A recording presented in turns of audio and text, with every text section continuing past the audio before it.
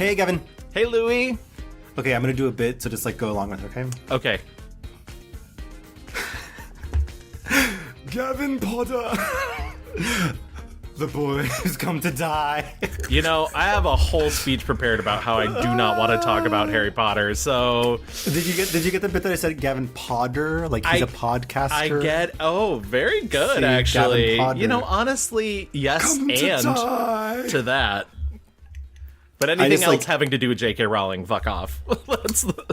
Yeah, unfortunately, we're going to have to, talk about that. Figure that out. I will let you talk about it, but honestly, I'm okay with, not even bringing it up if I don't We're gonna have to bring it up, Gavin, but we will tread lightly and respectfully, and also fuck J.K. Rowling. Yes. Hi, everyone. Welcome to the Mixed Reviews. We are a film podcast where we take an actor, director, or a mini genre. We take an entire month. We watch as much as we can, read as much as we can, and we take all that information, we give it back to you, and then we tell you what we like and what we don't like. I don't know why I have Power Rangers moving over here. I like it. I liked it. I was going to add, we also curse a lot. Sorry, Mom. Yeah, sorry. Literally, we're 3 minutes in, and I've already said the F word. Which one? Fun? Because that's what we're having here. Speaking of fun, Gavin, what are you drinking? That looks lovely. This is literally just a whiskey and Coke Zero. So, yeah, or calorie. a bourbon, a black bourbon nonetheless too. I am drinking, what is this? This is grapefruit seltzer and gin. And I had blue curacao, so I thought, why not? Yeah, that's it looks beautiful in that glass.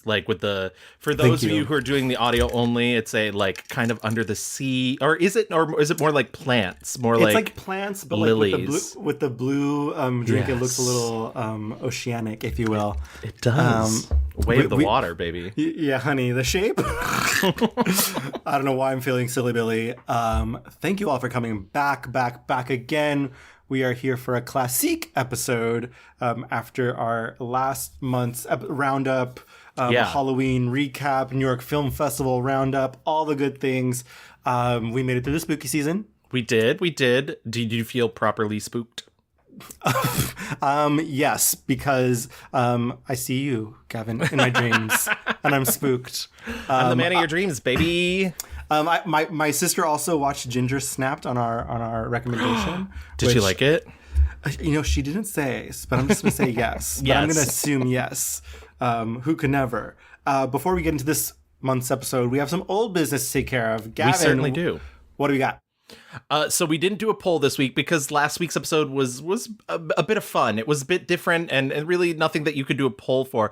But I do want to say, if you haven't listened to it, it's not just Halloween themed. It's a lot of fun. I had a friend of mine who I didn't even know listened to the show. Oh my God, I loved your New York Film Festival recommendations. I was like, great, that's awesome. Lovely. We saw some really banging movies, some weird movies that were less banging, but also that was the theme, though, of the New York Film Festival. Weird.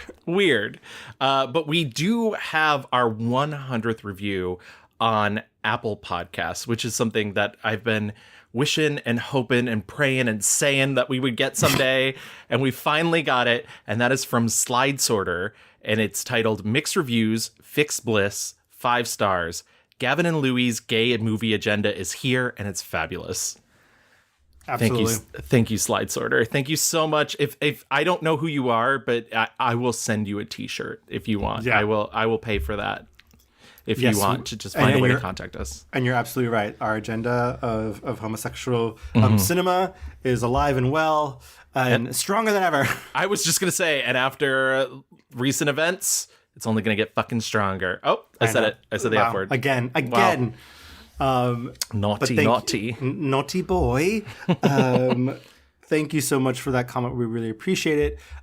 Did we have anything else, Kevin? Yes. Michelle, who is one of our Patreon subscribers, commented on our Gavin and Louie Go to the Movies episode of My Old Ass, which, by the way, if you're not a member of our Patreon, please go and join it. It's a lot of fun. It's $5 across the board. There's a lot of content on there, a lot of content that you don't get on the show, a lot more Louis, a lot more me, and hopefully you enjoy that. And Michelle said about My Old Ass, I watched the movie over the weekend and then re-listened to this episode. I totally agree with both of your insights. I loved this movie.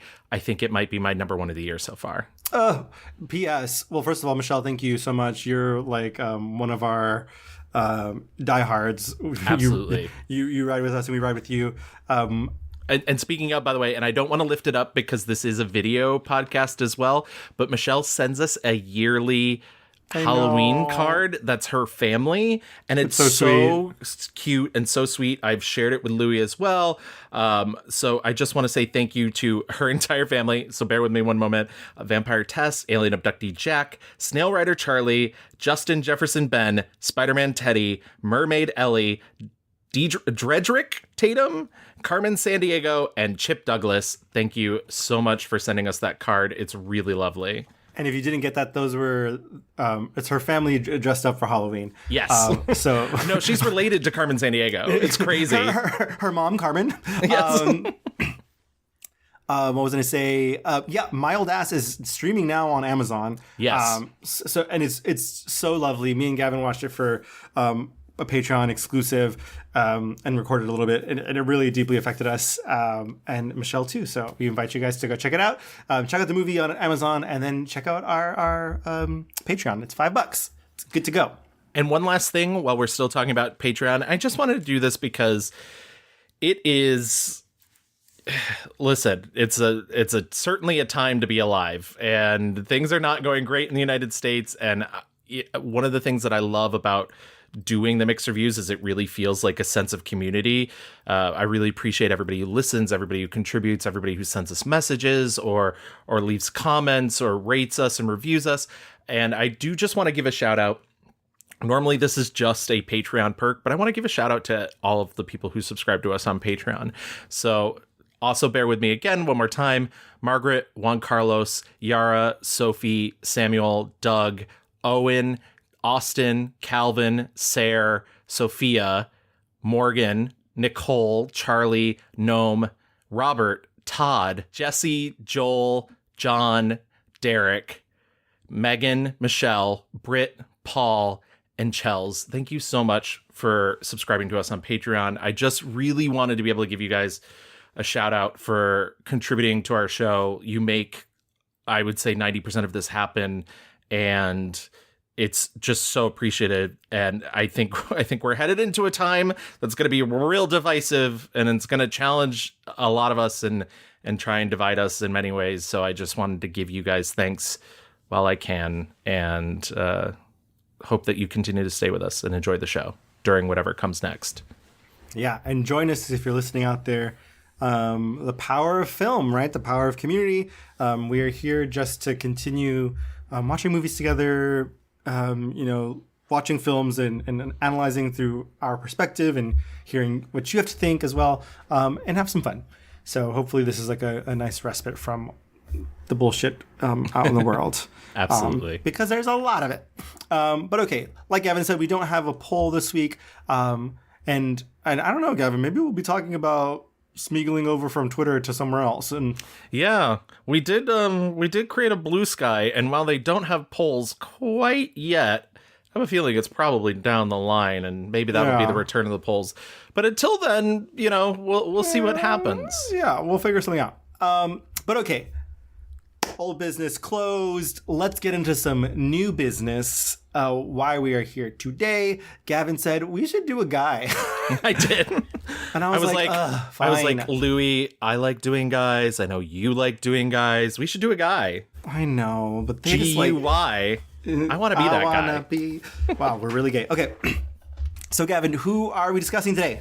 We are discussing the classically handsome, the classically trained, the classic all-around Ray Fiennes. And he's fine. I will say that. I was going to say, boy, is he fine. His name is spelled Ralph. Yes. But we say Ray. There is a tradition in the UK, in England, of pronouncing R-A-L-P-H, Ralph, as Rafe. That's quite an one of those weird, peculiar English things where something is pronounced completely different from how it's spelled. But I believe my father named me after his step-grandfather, whose name was Rafe Eastwood, nicknamed Rusty, but spelled Ralph. And I wanted to, I suppose, honour my parents giving me this name and keeping up the spelling, but I've come on occasion to regret it, because it would be easier. But there was a point when I thought, it's too late. I put myself out there calling myself Rafe spelled Ralph. Ralph, right, sorry, reverse that. Rafe spelled Ralph. That's right. And then I just keep thinking, should I change it? Now I feel it's too late. Classic, all that stuff is really a good starting point here, because I can't even recall the first time I saw this man on screen. He just kind of is like, always has been the classic stand-in of like British actor. What a weird career of like very aggressively, even when it's not Shakespeare, it's kind of Shakespeare. Well, that's what I was gonna say, like, we always talk about movie star versus like actor, and I don't think there's any mystery about which Ray Fiennes is. He's like actor. And I think what it is I think, it's the challenge of it. It's being able to do all these different things. And it's not just being somebody else. And it's not just about pretending. For him, it's the art of it. And so he's constantly taking chances and constantly taking roles. I was going through his filmography and I began thinking to myself, like, we talk a lot about paycheck jobs on this show, like a job that somebody does just because, like, either maybe there was some passion there and the money just tipped the scale, or there really wasn't any passion at all and they're just like, I need a new boat. I don't know if he's ever really taken a paycheck job. And I think part of that is he sees it all as like an interesting challenge, as something that he gets to do that he normally doesn't get to do. I mean, I'm even thinking of like Made in Manhattan, which I think most people would think is like, kind of a big sellout. Like it's a rom-com, but like how many times in Ray Fiennes' life is he asked to play the male lead in a rom-com? So when that happens, I'm sure he's like, heck yeah. Yeah. I mean, like from The Avengers to Made in Manhattan to, fucking voicing Pennyworth in Lego Movie. Like, yes, yeah. It's I say strange, weird careers because he's done so much, but like everything he does, he brings that certain level of gravitas to. To your point, it does feel like he's always like, challenge fucking accepted. Let's go. Yes. Which is what a privilege that he has to be able to like fucking do a modern retelling of Coriolanus and then, go make another Harry Potter movie. Like it's right. He really does is able to be very slippery that way. I don't think a lot of people get to navigate big blockbuster stuff and really serious drama stuff the way he does. I bet you fucking Chris Evans and like, all the current Avengers casts, I bet you they wish they could be doing the stuff that he's been doing while just like coming in and out of silly movies as well. What's funny too is I've never been able to find, even in the research process for this, because we like to include a lot of sound clips. I like the artist, whether it be a filmmaker or an actor, to be able to talk in their own voice to corroborate what we're telling you. I've never found him bad talking any of the productions of anything he's been in. And there's plenty of actors that we've done on the show that have had something to say about one of the roles that they didn't particularly like. I found an interview where somebody was like, The Avengers, that was kind of a flop, wasn't it? And he's like, I had a lot of fun. I had a lot of fun making that movie, and I thought that it was going to do better, and it didn't. But I don't regret it. I enjoyed making that film, and I thought there would be a market for a remake of The Avengers. It didn't work, but when I was making it, I didn't think that, and I enjoyed it and disappointed, but I think that a box office disaster is a badge of honor. You've got to have one somewhere. Yeah, and I feel like that's kind of like the energy he brings like to most things he's doing. He's always game. He's giving 100% no matter how silly it is or how like challenging it is. He just always seems up for the battle, which is really cool. Do you recall like your first thing you saw him in? It might have been the Avengers for me. I think it probably was the Avengers for me as well, too. For those who don't know, we keep saying the Avengers. If there's a portion of our audience that is like younger than us, the Avengers is the late 90s, early 2000s? It's 1998. 1998 remake of the 1960s spy television show, which was very like mod, very like out there, not necessarily the type of spy stuff that you think about, like giant telephones and people dressed up as big teddy bears and whatnot. It's the era that like Austin Powers was spoofing. Yes, yeah. And they remade it, and I just remember like there was a big push for it to be like this big blockbuster, also starring Uma Thurman. We talked about it in our Uma Thurman episode a bit, right? And so it's very kind of like British spy. And it was a big flop. Yeah. But okay, yeah, I think that was the first thing I saw. I remember just like a lot of ads for it. I remember like Coke bottles and stuff being like promoted with it and stuff. I was John Steed for Halloween that year. Of course you were. Of course, yeah, you were, I was Gavin. Ray Fiennes' character for Halloween. So, but obviously he'd been in movies before then. But like, it almost feels like he came out the womb ready to do like high serious Oscar bait dramas. Like, right. It's crazy how like it went straight to like important work. Which is so funny because the thing that was his original passion wasn't even acting. Ooh, say that. That's a little tease. That's a little tease. Okay, why don't we get into our rewind and let's tease that out, Gavin.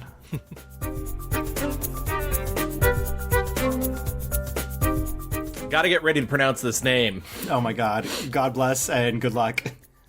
Rafe Nathaniel Twizzleton Wycombe Fiennes. Lady Twizzleton? Wait, Lady Twizzleton, if I do presume. Twizzleton Wycombe Fiennes. Amazing. Amazing. No notes. He was born on December 22nd, 1962, making him a very young 61. Like, he's still... It's so funny, because when I was watching Conclave, which we'll talk about later, I was like, how old is he? I was they aged him a little bit. Yeah. He looks weary. Yes, and I think that's part of the character. But he was born in Ipswich, England. He is the eldest child of Mark Fiennes, a farmer and photographer, and Jennifer Lash, who was a writer. He has a ton of lineage. I think the most important is he's the great-great-grandson of Frederick Benjamin Twizzleton Wycombe Fiennes, who was the 16th Baron Say and Seal. Sure. Yes. Yeah, whatever that means. I made the assumption, based on reading this, when I originally started doing this history, that meant he came from money. But there's this really great documentary that's on YouTube currently, and I actually highly recommend, obviously we'll be putting in some clips from it, but I highly recommend checking it out. It's called Blood Ties, and it's about Ray Fiennes' mom, because she wrote her final novel in 1993 and then passed away from cancer. And there's this whole thing about, like, you know, they weren't well off. Like, when I say his father was a farmer, he was a farmer. Like, he was working the land, and they didn't have a ton of money. They had 6 children, and they constantly had to move because they were constantly being pushed out. I believe the documentary says at one point they moved 11 times in 3 years. Wow. At one point they moved to Ireland. My mother and father went to Ireland. My father had a photographic job there, and they fell in love with Ireland, with the Irish people that they met, and came back saying, we believe we should live in Ireland, we want to go to the west of Ireland. I remember this term being brought up then, which is, I think was in vogue then, was the term rat race. You know, we must get out of the rat race. I think, you know, this sort of shapes who he is, because even though he's watching his parents not really be able to make ends meet, they're constantly reinforcing that you need to follow your bliss. She was brilliant at encouraging us all to be ourselves, and never, I think, blocking any interest that we had.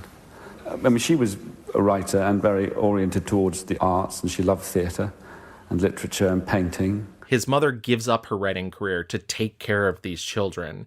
And by the time she, like, gets back into painting and writing, she's diagnosed with cancer. Fuck. So, yeah, exactly. So it's a huge blow to her because she knows her story's going to get cut short. So even while she's doing cancer treatments, she's going on trips, she wrote this travel log about religion that she was paid to like travel all these different places while receiving cancer treatment, just because she knew her time was really short and that she needed to get these things out. And this book, Blood Ties, which was her final novel, she couldn't get published.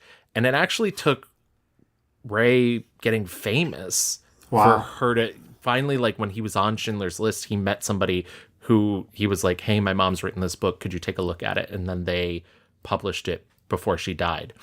That's a lot of information specifically about his mother, but I think he has such fondness and such reminiscence of his mother.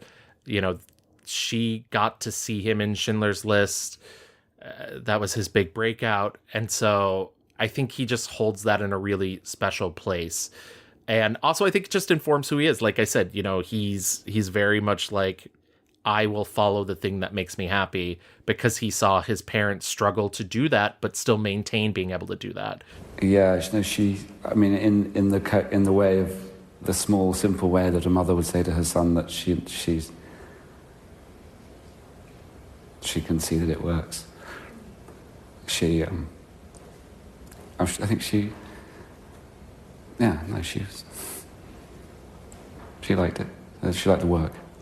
As I mentioned, these are 6 children. They are basically almost all in the industry. I think everybody knows his brother, Joseph Fiennes, who's also a fellow actor. His sister, Martha Fiennes, is a director. He was in 2 of her films, including Onegin. Composer Magnus Fiennes, who did the music for Onegin. Sophie Fiennes, who is also a filmmaker. And Jacob Fiennes, who is a conservationist. And then his nephew, Hero Fiennes Tiffin, played a younger version of Ray Fiennes in one of the Harry Potter movies, whatever. But so like it's a Gavin, very you can say Harry Potter without I don't want to. You can say the word, and I don't believe you'll be a TERF. You're not a TERF for saying the words Harry Potter. I watch fucking clips of all these like gay podcasts, and they're still making Harry Potter references, and it's like, no, pick something else. Come on, I don't want her to make another single cent in my lifetime. I know that's impossible, but like I just hate her so much. Release the shackles, Gavin. She's controlling you. She's controlling you. I'm not going to release my inhibitions. Feel the rain on your skin. No, the rain could go away. So while they were in Ireland, he was educated at St. Kiernan's College, followed by the Newton School, which was a Quaker independent school. And then they moved back to England in Salisbury, where Fiennes finished his schooling at Bishop Wordsworth School. And then he went to college, Chelsea College of the Arts, where he decided to go into painting. I'd always really loved drawing and painting when I was small. My main interest was in the art room. I didn't really think about being an actor at all. I thought I wanted to paint. I got a place at Chelsea School of Art. What happened was I was being encouraged to do I think it's called a transcription of a famous painting by Velázquez called Las Meninas. It's got 2 figures sort of upstage, as it were, and then a little girl at the front and a dog and 2 dwarfs. And it's actually arranged like a stage picture. And I ended up doing a funny, very rough version of what my toy theatre was, which was cutting out the figures in 2 dimensions and arranging them. And then there was a little, very crude stage set based on this painting. And then I suddenly thought, oh, this is a theatre, and I love the theatre. Well, I thought I loved it. And I thought about doing a stage design course. And then I thought, no, I don't want to be designing the stage, I want to be on the stage. Fiennes trained at RADA, the Royal Academy of Dramatic Arts in London between 1983 and 85, and he began his career at the Open Air Theatre, Regent's Park, and also the National Theatre, and he achieved prominence at the Royal Shakespeare Company. So, like, no small feat. It's like he connected all the dots, said, I'm going to do every single fucking, like, the most British acting challenge. He really, you know, he went to the Judi Dench, Maggie Smith pathway to acting stardom. His first big television role is he stars as T.E. Lawrence in the British television film A Dangerous Man, Lawrence After Arabia. I was able to find this movie. I didn't end up watching it. I'm sure he's good in it. It's a TV movie, We're fine. Exactly. Lawrence of Arabia is a classic. Why don't we just leave that there? And he goes on to do, he has a part in Prime Suspect, which is a long-running TV show that stars Helen Mirren that we tried to do over here a couple of years ago. Didn't quite work out. And then he makes his big screen debut in 1992 as Heathcliff in Emily Bronte's Wuthering Heights opposite Juliette Binoche. I saw this. I was ready to hate it. I'm very particular about my Wuthering Heights, which is a cool phrase that makes me sound very cool. I was talking to someone about, so full transparency, I started watching this and then I fell asleep. Wuthering Heights is not one of Emily Bronte's more fun stories, I'd say. No, it's certainly not. So, but he looked very young. And also, I will say, this is like the beginning of like Rafe, like working with the same girlies. Yeah. Over and over and over and over again. I like to joke that England, and by extension, Europe, has 12 actors. Mm-hmm. And I would say Ray Fiennes has worked with all of them. 3 times. 3 times, exactly. I quite liked his performance as Heathcliff, and he's certainly not my ideal Heathcliff. In the book, Heathcliff is darker skinned, and that is not Ray Fiennes. The idea is that he's perhaps maybe Romani or possibly even black, but he's a cruel man he's raised alongside Kathy, which is Juliette Binoche's character, and he's not her brother, but he's raised in the same household. They take him in, and he grows up cruel. And I think one of the good things this movie does is, it adapts the second half of the book, which I did not realize most versions of Wuthering Heights do not adapt the second half of the book, which is the whole, that's what the song Wuthering Heights by Kate Bush is about. But I think it does a good job of explaining that, Kathy herself is, also cruel. But it comes from the selfishness of her love, her unconditional love of Heathcliff. And so, when they're together, it's super toxic, but not just because he's horrible, because he makes her horrible too. Okay, and hot. Yeah, and I was like, I kind of really like this movie playing with that idea more so than most versions. Most versions kind of play Kathy off as, a little bit of a victim. In this version, she's kind of like, no, we're both toxic. Yeah, exactly. Should I always be sitting with you? You might be dumb for anything you say to amuse me. You never told me before that I talk too little. Or that you disliked my company, Kathy. It's no company at all when people know nothing and say nothing. And because of this performance, he gets his first big role. But I do want to take a pit stop between those two, which is that in 1993, he has a major role in Peter Greenaway's film The Baby of Macon with Julia Ormond. And it's super controversial, tons of nudity. We've talked about a Peter Greenaway film before in our Hugh McGregor episode. I think it's sort of a British rite of passage to make a Peter Greenaway film. I really like most of his movies. I did watch this. This one was too much for me. Which one was Hugh McGregor's movie with him? The Pillow Book. Okay. Which Don't was know her. an Asian mistress writing on her back and whatnot. And this movie is I saw the Baby of Macon. Oh, you did? Oh my God. Did. And you made it all the way through. I made it all the way through. It's not pleasant. No, I think I wrote on my letterbox, this movie is cruel to point out how cruel people are. Right. And that's what he's going for. Honestly, I guess his concept was he saw there were these ads in Britain that had a newborn baby in them, and then they were taken down within a day because people decided it was too graphic. And he's like, that's a very natural thing that happens. Why can't we show that? And I think this movie comes from that place, but also comes from the place of we love cruelty in our entertainment, and there was like a time where like the boundaries of taste and the excess of the wealthy like didn't really have bounds. And so like this movie has a lot of that. There's a lot of like really violent sexual assault in this film. There's death. There's so much nudity.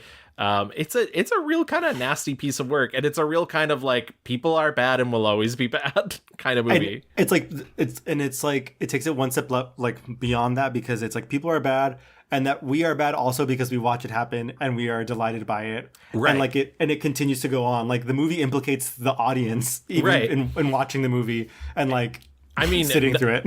Nothing could be more, and this isn't a spoiler because the movie takes place on a stage and there's an audience watching this performance, and they are like chanting. It's almost Rocky Horror. They're like chanting the lines along with the characters at points.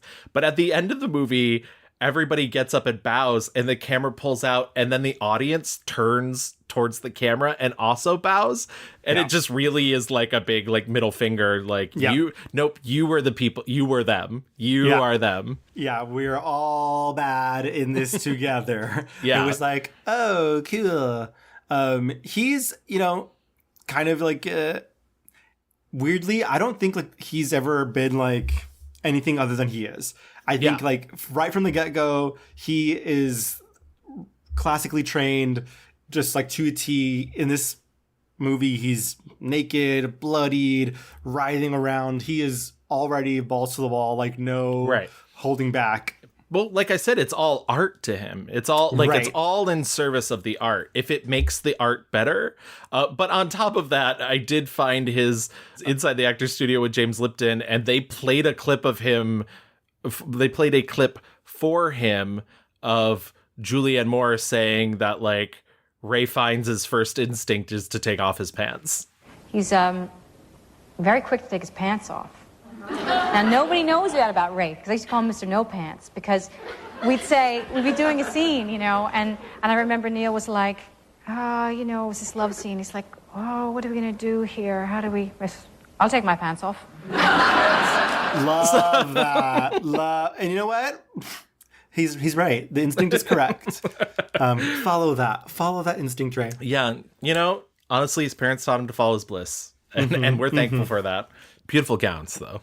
Beautiful gowns, gorgeous. Occasionally gorgeous gowns.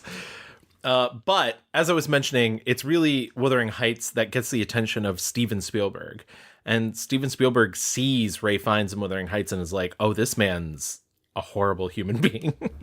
and so he casts him in his big breakout role as brutal Nazi concentration camp commandant Amon Goth in Schindler's List. It's his first Academy Award nomination for Best Supporting Actor. He wins the BAFTA Award for Best Supporting Actor. Goth is like just a truly horrible human being.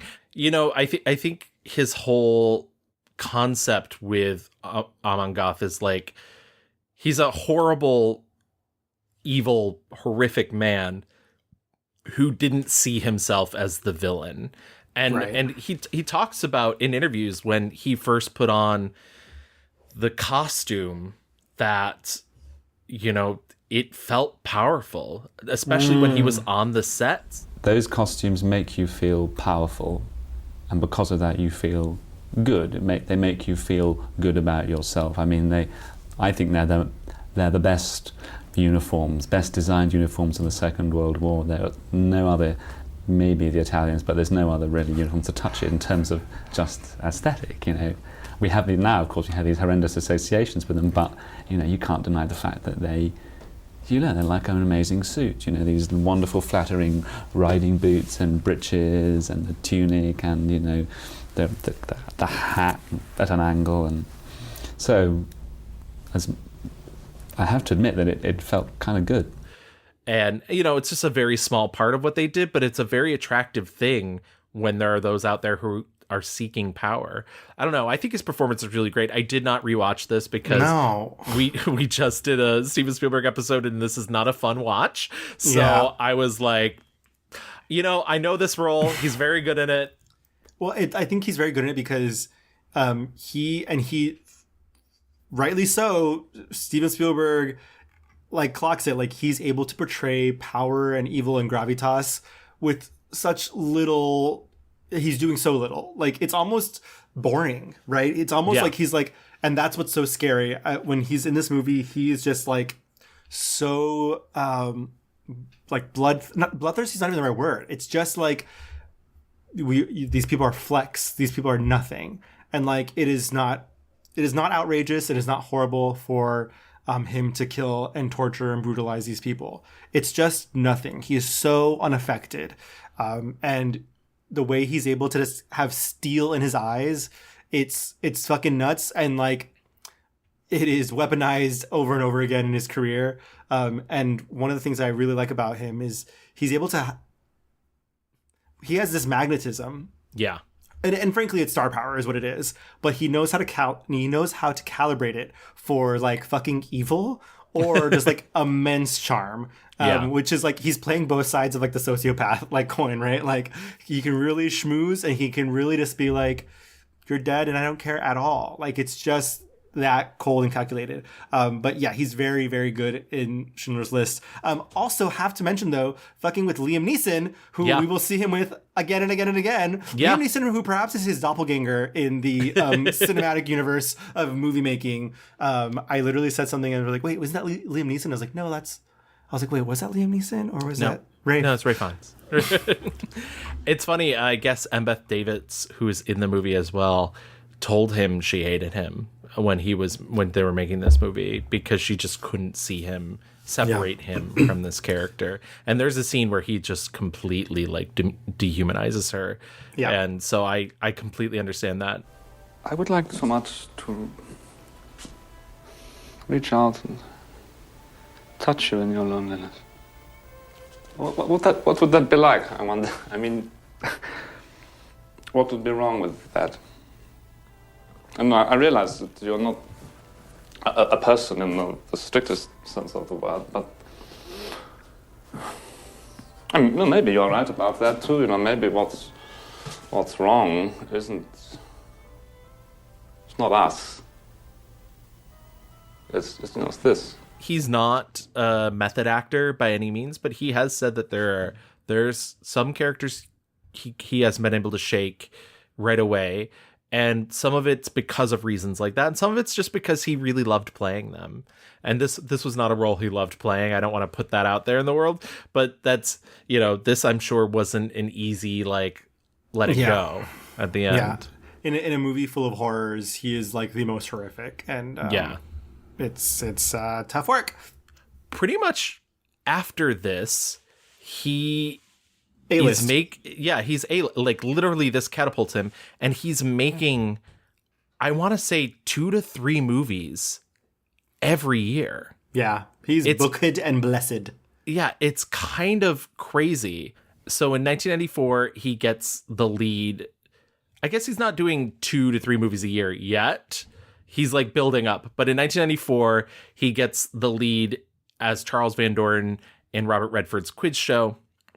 We talked a tiny bit about Quiz Show in our Robert Redford episode.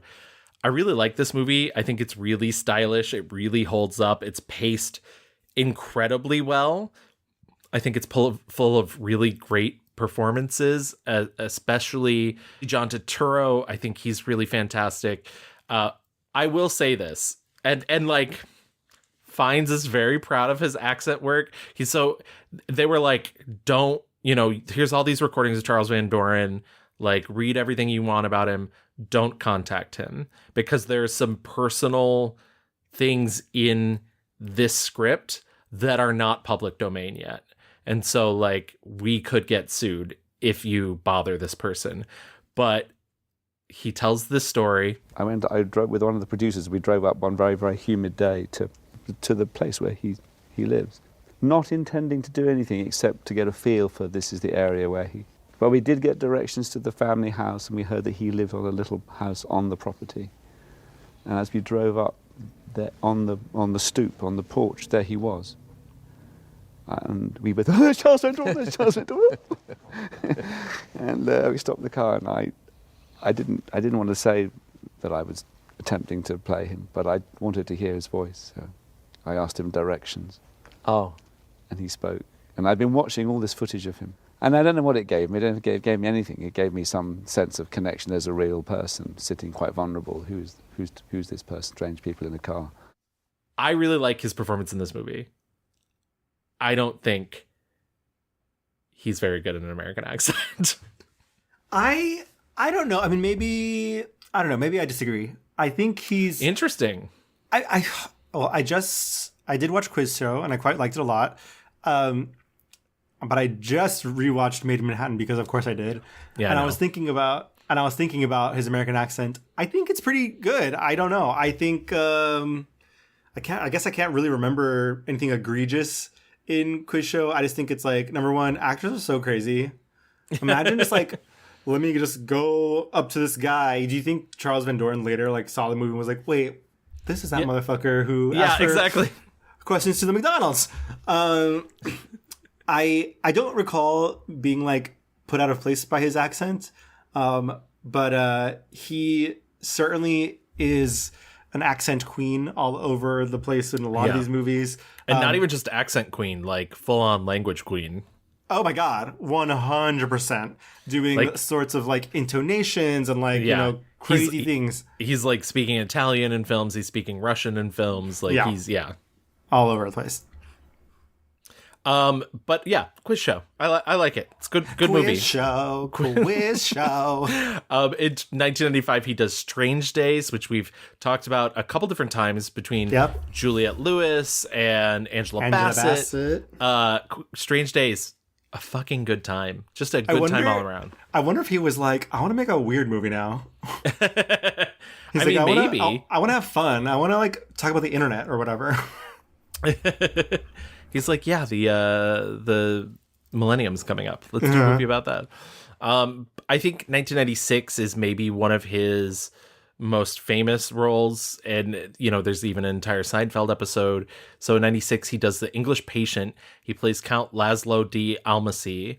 And you just finished watching this. I just finished watching this. It is like the prototypical war epic or war adjacent epic. I don't know. Yeah. It's like a big sweeping historical drama. You know, there's kind of like twists and turns, things to be uncovered, love. Right. He plays both the younger version of him as well as the current, like heavily burned, dying patient. Yeah. This patient, honey, she's English. Turns out she's not. Well, this one, that's what the other. I was like, is he trying to do a Hungarian accent? But then, like, a lot of his movies like bleed a little bit together because the amount of men he plays where he is like cheating or the guy that the girlie is cheating on with, the amount of his other historical drama epic Sunshine, also about the fucking Hungarians, is just a lot in this realm. But the English Patient is like a huge success. Yes. And well, I really love it. And I think part of it is the way that Walter Murch, who's the editor on the film, was able to cut in between the different time periods. There's over 40 different time jumps in the movie to different points in time. I think it still manages to be like a really complex, complete narrative and never, especially not for me, ever confusing. And as an editor, like, I think I'm really drawn to that sort of like ability to create a narrative that works in that fashion. I don't know. I really like it too. And also, like, I think it's a good combination of a really old style of filmmaking or a really old style story with a new style of filmmaking, which is funny because Anthony Minghella, who directed it, later went on to direct Cold Mountain, which I think is a bad movie, but felt the same way about, where it was like a new, like an old style, like Gone with the Wind epic, but with a new style of filmmaking. I think it lends itself better to The English Patient, but it is a very long movie. This era of filmmaking, like mid 90s to like early aughts, is just like the most aggressive Oscar baity weirdo movies of like everything's so epic. Everything is like, twists and turns, and it's love, but also like it's heavy. The hand is heavy, ladies. Also, it's worth mentioning he's nominated for another Academy Award for The English Patient. Yes. Gets a ton of money. Like he's cementing his A-list status. Yeah, and he never wins the Academy Award for either of those films, and to this day has not won an Academy Award, so those are his only 2 nominations, which is a little surprising because he has had such a varied career, and there are a lot of like Oscar baity type movies, but who knows, maybe Conclave will give it to him now. Is that how we're saying that? Conclave? Exactly. I believe that's the pronunciation. That's the gay pronunciation, by the way. Conclave? Conclave? Have you guys seen Conclave yet? Oh my god, Conclave, my favorite movie of the year. I'm gonna make it happen. Also wanted to note that Juliette Binoche, again, yes, in The English Patient, she's amazing in this film. Oh my god, yeah.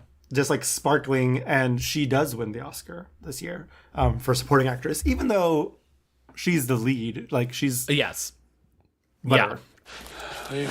Are you fighting rats or the entire German army? Nope. I was repairing the stairs.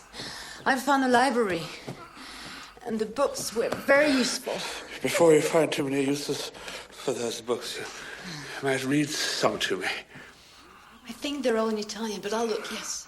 What about your own book? My book? Yes, Herodotus. Yes, you could read him. 1998, aforementioned The Avengers, remake of a 60s show. He plays Patrick McNee's John Steed.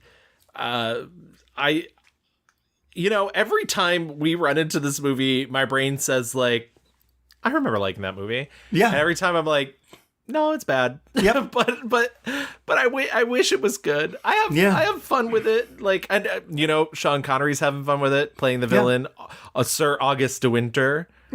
Great name. Yeah, he gets to deliver the now is the winter of our discontent. That was really good, Kevin. Oh, thank you. I only do it for the compliments. So, there is a class of movie that the Avengers falls into where it's like, as a kid, we lived, laughed, loved. Yeah. As adults, we're like, was I a dumb kid? Yeah, exactly. What is this? Yeah, what? Mama, what is this? And then in 1999, sorry, I don't want to skip because I know you're a big fan. Please. He does play Ramses II in The Prince of Egypt. I love The Prince of Egypt. I know you do. It's so good. We talked about Prince of Egypt in our DreamWorks episode. Yes. It's just like again big sweeping. Also, we haven't even noted. Well, I guess we have, but the voice. He's kind of got like a Morgan Freeman-esque, able to have like the voice of God type of a very powerful voice. Yeah. So he's great. A greater Egypt than that of my father. That is not what I see. Moses, I cannot change what you see. I have to maintain the ancient traditions. I bear the weight of my father's crown. Do you still not understand what Seti was? He was a great leader. His hands bore the blood of thousands of children. Slaves. My people. And he's good as Ramses II. He gets to sing a little ditty. Just one. Just because he has said many times he is not a song and dance person, but he loves when he gets a chance to do it in scripts because that's not his strength. That's what I love though. Like he's and that's why I kind of like him in things like Made in Manhattan, where he gets to be a little more silly, like in the Avengers, where it's like, even though he looks like he can kill you in your sleep and like it, it's very fun seeing him be Silly Billy. You know who else has this superpower? Who is the transporter? Jason Statham. Yeah. Like, not to compare them as actors, but like they both have that hard guy exterior, but like are actually very good at being like silly.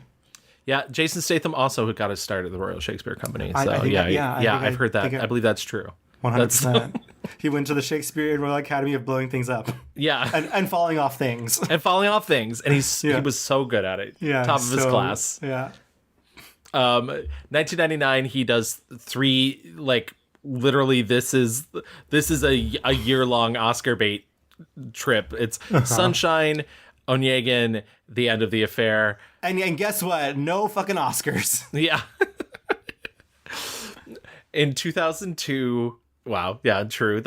No fucking Oscars. All that work, no Oscars. I think that's why the next year is like very much not that sort of thing. 2002, he does David Cronenberg's Spider, the second film adaptation of Thomas Harris's Red Dragon, and Made in Manhattan, which I know it's so funny. I spent all month being like, I gotta rewatch Made in Manhattan. I know Lou's gonna want to talk about it. I never got around to it. Listen, I'm so sorry. I rewatched it, and I will say, like, maybe I was high on the JLo supply. Like, this time didn't land as well with me. I think maybe it's not like the best movie, obviously, but I do think it is fun seeing him. I think it's fun seeing him loose. I think it's fun seeing him with Jennifer Lopez. I think they both have that X Factor star quality that, like, you either have it or you don't. And they're such a fun, like, you would never choose them to be together, but it just really works. And Stanley Tucci, who he will work with again, another one of his girlies who he likes to work with. I like his performance as Francis Dollarhide in Red Dragon, but I think it just really pales in comparison to the previous adaptation of that novel, Manhunter, which has Tom Noonan playing the role. And Dollarhide is kind of portrayed in this sort of sympathetic sort of light where he falls in love with this blind woman. In this version, it's played by Emily Watson. And I think the thing that doesn't work is that Ray Fiennes is just physically not a freak. And I say that with all love to Tom Noonan. I fucking love Tom Noonan. I think he's amazing, but he's like 6'5" and really thin and has like kind of a weird shaped face and none of, like, Ray Fiennes looks like Ray Fiennes no matter what you do. Even if you give him the scary back tattoo, he just looks like Ray Fiennes. Yeah, and this also doesn't help that it's like, the early aughts, and so everyone's wearing like sweater necks, like, and like exactly. It's just turtleneck sweaters is what I meant. Sorry, and like cargo shorts. I like sweater necks. I like sweater necks. Don't apologize. I feel Never like sweater apologize for that. Sweater necks is like the next like entry in the Long Legs film or something. Let me in now. It's me, sweater necks. Yeah, very bad. From there, I think it is sort of, now it's sort of I think because he has the capital, both in terms of like star power in making money and also the prestige of being Ray Fiennes, now he's kind of like, I'm going to do the weirder stuff. In 2005, he does 5 movies. Nuts. He does The Chum Scrubber, Chromophobia, which is his sister's film, The Constant Gardener. He voices Lord Victor Quatermain in Wallace and Gromit. He does The White Countess, and he does Harry Potter and the Goblet of Fire. Whatever. That is so wild that, like, he made The Constant Gardener and this first Harry Potter movie in the same year. Yeah. That's wild. We talk a lot about Constant Gardener in our Rachel Weisz episode. Yeah. I looked on Letterboxd and I was like, people don't actually like this movie as much. I think it's great. I think it's a really complicated character. Yeah, I mean, I remember just they have great chemistry. This is, again, she's another person who he's worked with at least twice. It's not a complicated, it is a complicated movie. What I remember is us talking about how they took a very holistic approach to making this movie and these characters, setting up, foundations to continue to make movies in Kenya. Yeah. We're really, really interested in not just going there to make this movie, but to like become part of a community, which was really cool. And it's a good, it's based off a John le Carré novel, and it's basically about a pharmaceutical company which used illegal testing on people in Africa that led to several deaths, and Rachel Weisz is going to expose them, and she's murdered, and Ray Fiennes is trying to figure out like what, like it's made to look like an accident, and he begins investigating. He's like basically a former rep who now has become an independent journalist in an attempt to try and solve his wife's murder. And there's like some suspicion on him throughout it where it's like, actually, did he do this? Like, what is, and I think it's a real good twisty tale. But I also think what's great is John le Carré had to put in his novel, like, this is not based off of any one incident, but in researching this novel, I found horrors that are far beyond anything that I've written in this novel. Yeah, I mean, like, the pharmaceutical companies are not good. Yeah. In the same way, like, oil companies, like, it's bad out there, folks. Companies are not your friends. Companies are. I love Coke as much as you guys do, but Coca-Cola is not good. No, I'll tell you that. Certainly not. Harry Potter obviously is the biggest blockbustery thing he's ever done. Right. But it feels a little strange, like, looking at this filmography of these films, like Schindler's List and like The English Patient probably were the movies that made the most money, right? Which is such a strange thing. Like, not to say that his other movies weren't successful, but for your two highest grossing films to be these very heavy dramas, people were not going to him for like blockbuster-y type stuff. Right. He was the actor's actor. He was the Shakespeare guy. He was, you know, the royal guy. You went for gravitas. And frankly, like, they go to him to do that for Harry Potter. I mean, yeah. I mean, they're I mean, first of all, Harry Potter had every single working British actor already involved, and so it was like, who can we get at this point? But also, yeah, it's just another star power feather that they can put in the cap of those movies. I mean, it's wild though, because like, it's such a physical movie role. So he plays Voldemort. I think we all know this. Yes. Yeah. He doesn't do a lot in the first one, so like, it's not worth mentioning too much. But we might as well just get over with now. Like, he continues to play Voldemort to varying degrees in these movies. Obviously, in the later ones, he's alive. He's back. Guess what? I'm back. It's a very physical role, and I don't think that I like, you know, there are other places later in his career where he is also being kind of like really in his body, doing all that stuff. We saw it a little bit with The Baby and Macan, right? Yes, yeah. But like, he's kind of like the stiff British guy who's like, you know, always in control. Seeing him as like this literal snake personification in Voldemort. I mean, fuck J.K. Rowling, but like, he slays as Voldemort. Like, he's really just fucking good. I can't blame him for it. It's one of those things that like, I wish it would be less prolific in society. Yeah, you know? Of course. I mean, yes. We've talked about have we talked about sport? Maybe we haven't, but I've heard this discussion about, like, you know, just because J.K. Rowling is a very horrible person, and I do not wish her success, does not discredit the work that he and the other people making this film did. And, you know, we're talking about him specifically, and I think, you know, you can have your thoughts on like how you feel about all the other actors. I think him specifically, he's very good. Yeah. And a very difficult role. And a lot of it is like whatever fucking magic they did to get rid of his nose. But like, he's so good. I did enjoy that somebody was like, what are you thinking about when you're doing that sort of thing? And he's like, just how much I hate Harry Potter. Yeah. And I think that's really funny that he's just like, no, that's what you do. My only rebuttal to that is that, like, yeah, you can't be mad at all the work that everybody else did, that everybody else put in, and you know, everybody put their full, you know, heart and every bit of themselves into these things. She continues to make money off of those things, even if they don't, and that's what bothers me. And like, I would prefer she, you know, it's one of those things where like, fuck capitalism, but also like, if we can use it to our will. I wish, like, you know, that's why it's one of those things where people are like, oh, like, I'm canceled. And it's like, well, you just got a fucking Netflix special. Like, you're not canceled. You're still making money off of the, you know, and so that's what bothers me. And I'm going to bring this up now. I was going to wait till the end. But he, in 2021, in an interview with the Daily Telegraph, he said, quote, "I can't understand the vitriol directed at J.K. Rowling. I can understand the heat of an argument, but I find this age of accusation and the need to condemn and the need to condemn irrational. I find the level of hatred that people express about views that differ from theirs and the violence of language towards others disturbing. And to that I say, she is the person in power.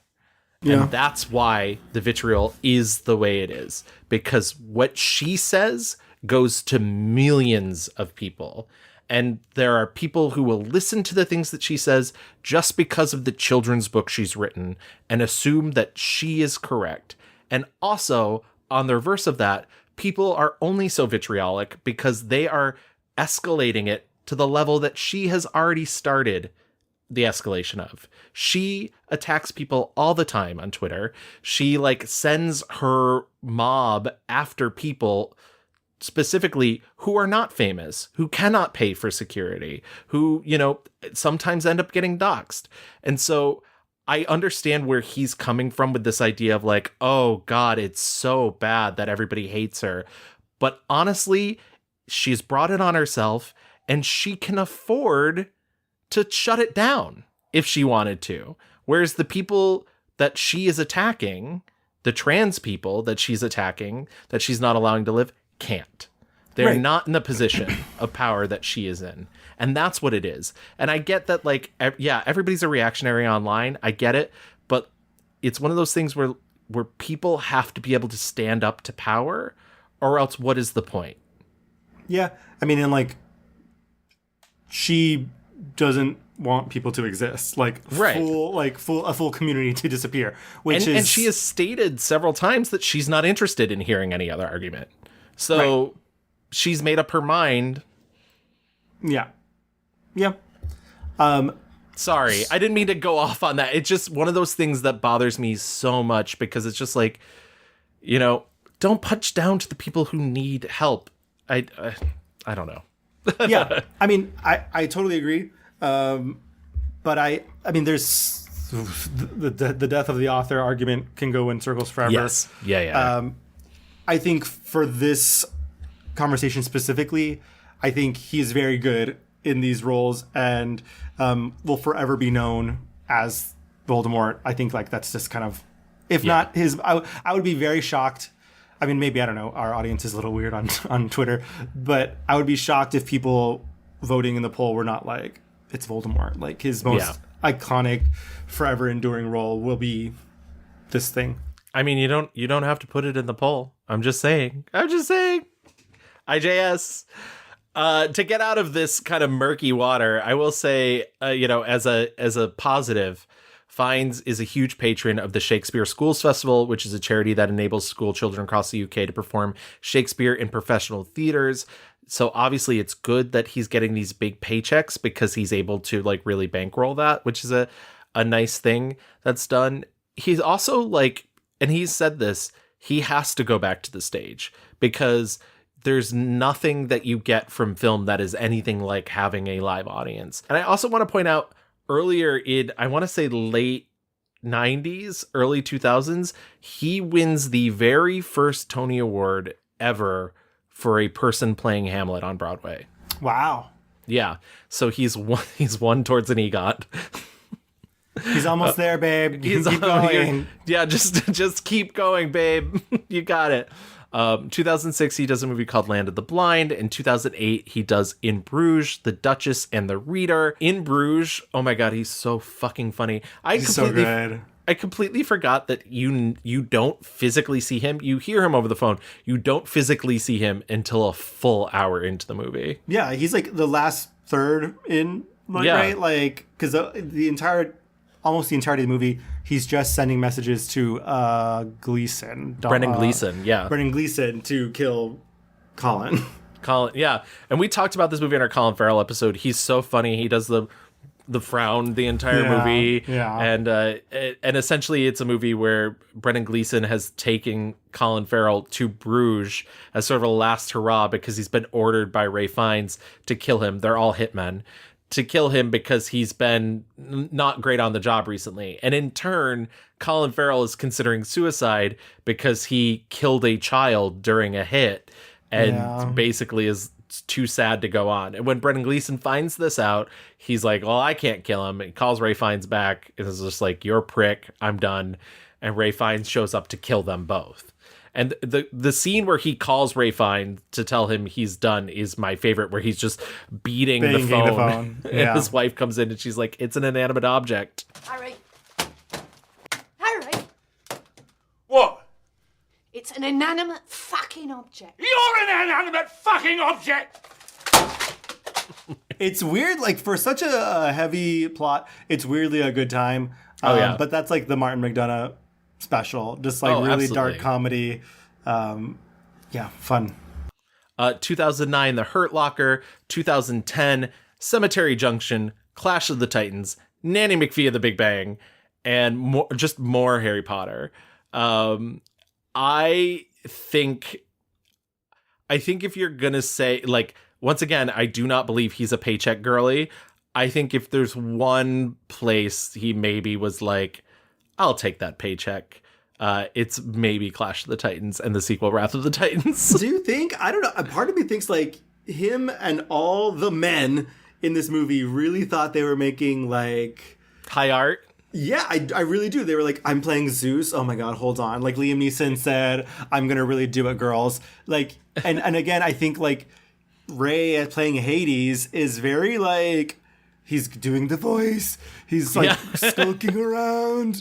Like, brother. Honestly, seriously, this is why you guys need Patreon, because Louis' physical performance was dead on. Nicholas Hoult is in the first one in Clash of the Titans, and I was like, I bet you he worked so hard to get this role. What fun we all seem to be having. 2010, like, what a time. I just feel like this is like, every couple of years, some creative type discovers like mythology and is like, ooh, let's make a version of that, because like it's a built-in drama, it's a built-in IP thing, and like sometimes you get, the Lightning Thief, other times you get this. So yeah. How long has it been? How long, brother, since you've seen my face? Hades. 2011, he steps behind the camera for the first time and makes Coriolanus. It's an adaptation of a lesser, sort of underperformed Shakespeare play, Coriolanus. It's a lot about class. It's a lot about like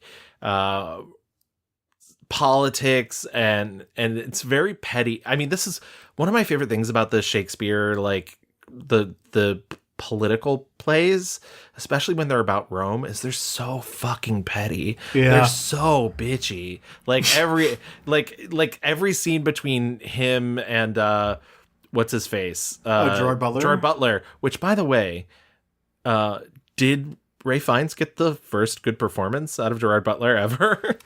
Yeah, I would say like Ray like kind of walks all around him, and this. Yeah. I mean, I will say like, I mean, he's directing, but like he's giving it his all, honey. He is, he put the whole Thrusy in there. Yeah, he's Shea Cussy. Like he's really Shea Cussy. Yeah, you put got that on a t-shirt, Louis. Yeah. I put my whole Shea Cussy in the. Vanessa Redgrave is in this, right? She's the mom. Yeah. Jessica Chastain, his wife.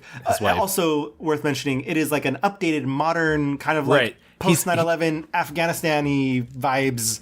With Coriolanus, I definitely reference Baz Luhrmann's Romeo and Juliet as a very bold, exciting modernization, using Shakespeare's text, but committing to a modern world. I desperately want audiences to feel that whatever the language might be doing, that the emotions and the actions and the motivations are ones we carry in us today. My first film, obviously easily labelled as vanity project for this actor and all that stuff. It was scary directing myself. The challenge was I mustn't spend too much time indulging myself. I feel the responsibility to nurture the other actors and their performances, really. And that's one of the pleasures, actually. I don't think he took enough. If he was taking stuff from Baz, I don't think he took enough. It's not nearly stylish enough. It's kind of like drab.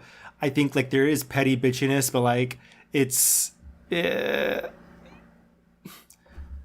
still calling it Rome, right? Like it's weird. And maybe it's I just had the icks of like it's very much the vibe is, war in the Middle East, very Americana, very like Western forces, a lot of guns, just a little bit bizarro. And then also like modern politicking, like they're in front of the cameras for like the news show. I don't know. I could see why it's a lesser Shakespeare work, but he's very good. He's very good in it. 2012, Wrath of the Titans, Skyfall, Great Expectations. He plays Magwitch in Great Expectations, a role he was kind of born to play. Magwitch is, for those of you who don't know, for those of you who didn't go to high school, the Magwitch is the character who starts out in Great Expectations as a criminal, and then when he's shown kindness by Pip, the main character, later in life becomes his mysterious benefactor, all the while letting Pip believe that Miss Havisham, this other character, has been his mysterious benefactor who has paid for him to become a gentleman. I didn't love this version of Great Expectations. I think the guy playing Pip, who's the main guy from Warhorse, is kind of ugh. I was like, come on, guys. But I did like Fiennes as Magwitch. I thought he did a great job. Gareth Mallory in Skyfall, yeah, he's great. It's not a huge role. It's it's made for it. Like, just like, yeah. If we're gonna like replace Judi Dench later, like, yeah, makes sense. And Wrath of the Titans, it's more skulking around, being Hades, being like, brother, 2013, he makes his second film with The Invisible Woman that he directed.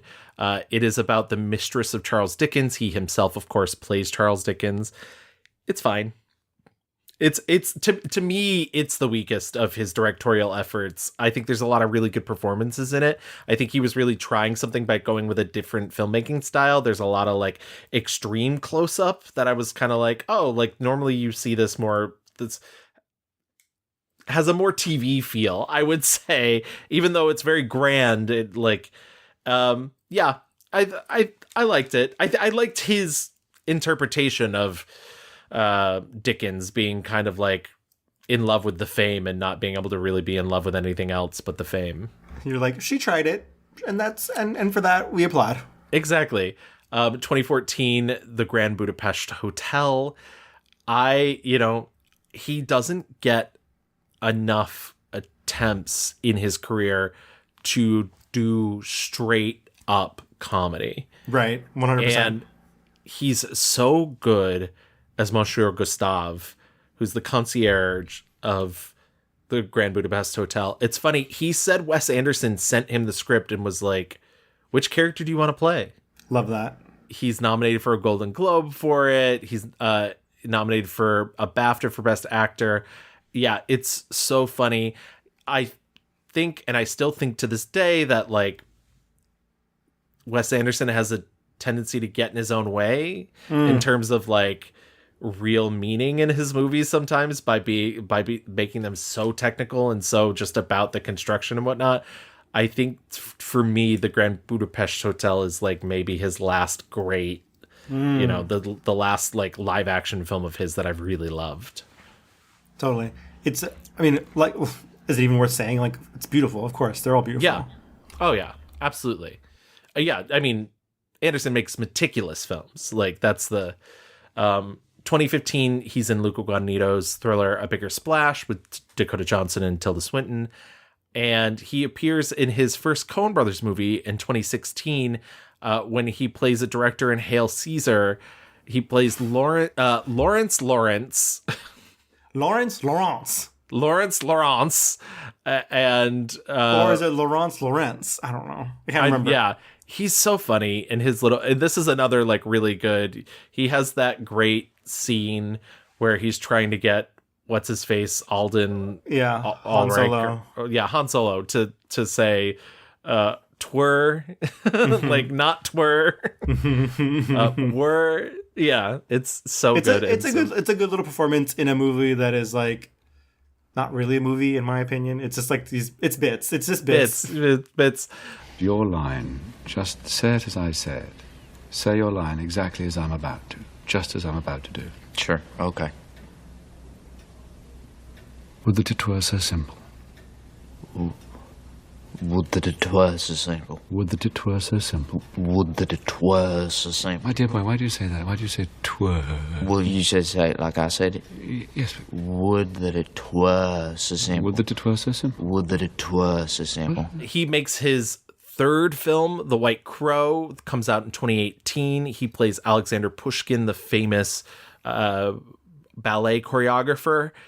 He has said many times he did not want to be in this movie. It was his first one that he was like, I'm not going to do it. But he'd cast no other knowns in it because he really wanted people to be able to dance the roles and whatnot. And so then he kept trying to sell people the movie. And he said every time he would bring it up, they would be like, but you're going to be in it, right? Mm-hmm. And when he was like, no, he would just watch the light behind their eyes die. And so finally he was so sweet. Yeah. why don't you come back when you have something else? We're gonna sit on this one, think about it. Right. We're not gonna make the ballet defecting movie. I liked this. I think this was his strongest effort as a director so far. I know he's making another movie soon. He's directing another movie soon. But I was like very much impressed by the direction of this movie. And he doesn't speak a word of English in this entire movie. He speaks Russian the entire time. And literally in Sunshine, there's so many movies where he's speaking 10,000 and easy. That's Celine Dion the way it is. Conclave, he was doing Latin. He was doing Italian. He was. He also does Holmes and Watson in 2018, and the less said about that, the better. We're moving right along. He does a voice in Doolittle in 2020. In 2021, it's once again another busy year. He does The Dig, The Forgiven, The Kingsman, and his final James Bond movie, No Time to Die, or at least what we think will be his final James Bond movie, because I'm pretty sure they're doing a ground-up recast of everything after that. And The Kingsman is bad. I think it's fun, but I will just note performs with Gemma Arterton, who was also the girly in Clash of the Titans. Yes. She's always just the girl. Yeah. Like the one girl. It's her. Yeah. He just missed her in the James Bond movie too, because she's in Quantum of Solace. Right. He's yeah, I mean, I don't think The Kingsman is plotted in a way that's very movie-like. Like, it's like too... And also, there's like a weird 15-minute, like, homophobia section. Like, just a, like, gay panic, like, extended joke that I was just like, Matthew Vaughn, are you that scared of gay people that, like... Yeah, I mean, this movie is for, like, bros to bro out to. But, like, don't be doing gay panic when you were, like, literally casting fucking, like...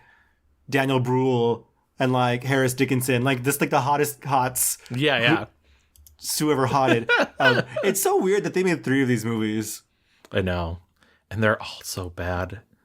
So bad. They're like cameo parties. Just like, oh, Halle Berry, why not? There's like a post-credit scene, and I'm so sorry, I'm going to spoil this for everybody. There's a post-credit scene in The Kingsman that like implies that Lenin and Hitler were like buds.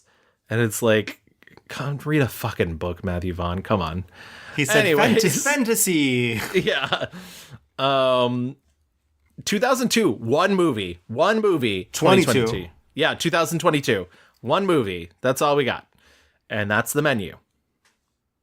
God, The Menu. I finally watched it. I didn't see it when it came out, and it was like it was one of those buzzy movies, right? That it came out on Max, and like everyone was talking about it because Anya Taylor-Joy was in it. She was like, she is very hot and buzzy. A wannabe takedown of like foodie culture, I guess, right? Yeah, it has. I read your Letterboxd review, and I couldn't agree more with everything that you said about it. It's too many targets. I'm actually going to talk about it a little bit later. It is not my 1-star review, but it's like got a loose connection to my 1-star review. So I'm going to bring this up a bit later. But it's one of those things where just like, pick something that you're mad at.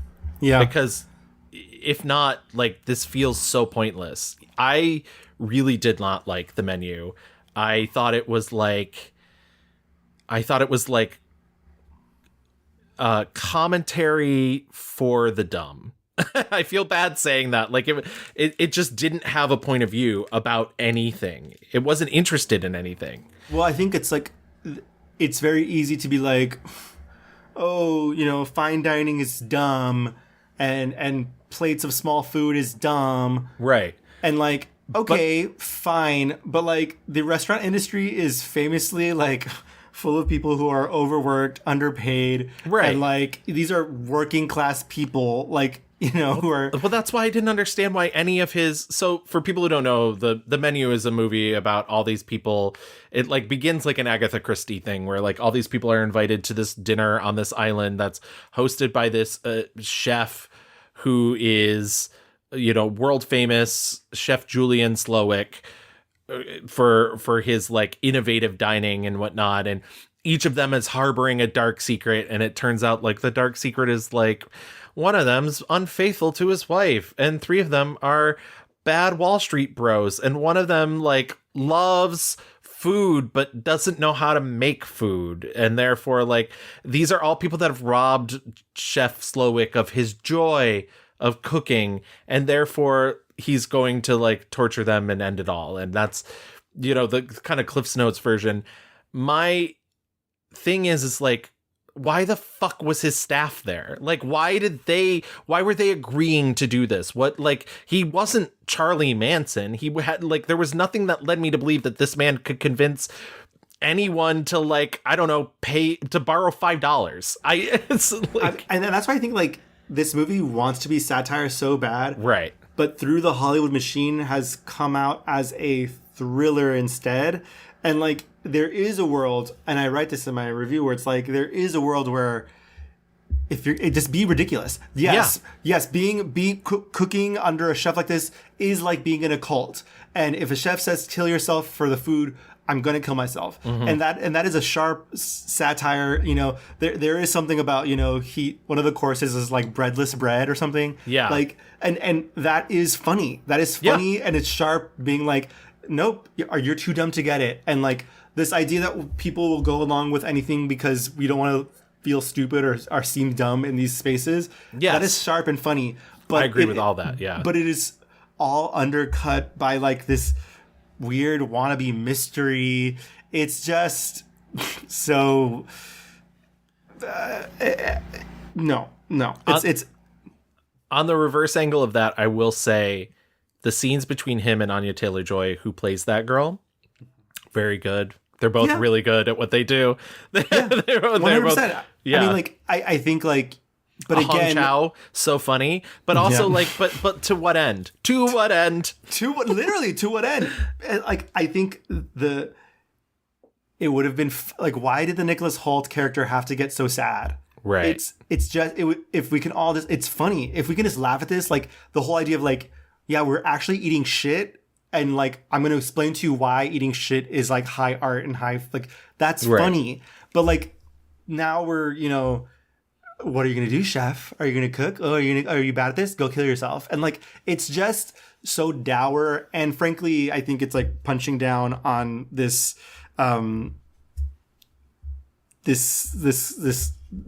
people, the working class.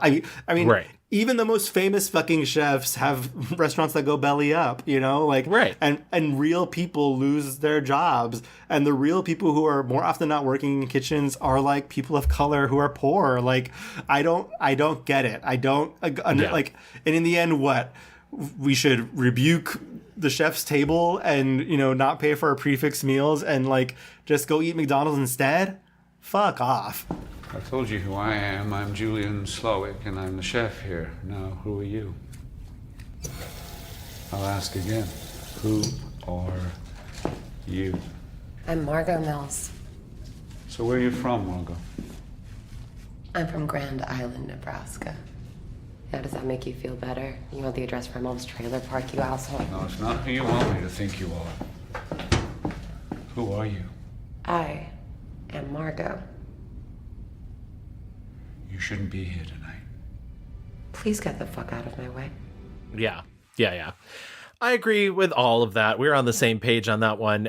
In the next year, he does a handful of Wes Anderson Roald Dahl adaptations where he plays Roald Dahl. All of those have since been collected into The Wonderful Story of Henry Sugar and 3 more, which is all together as one Netflix film now.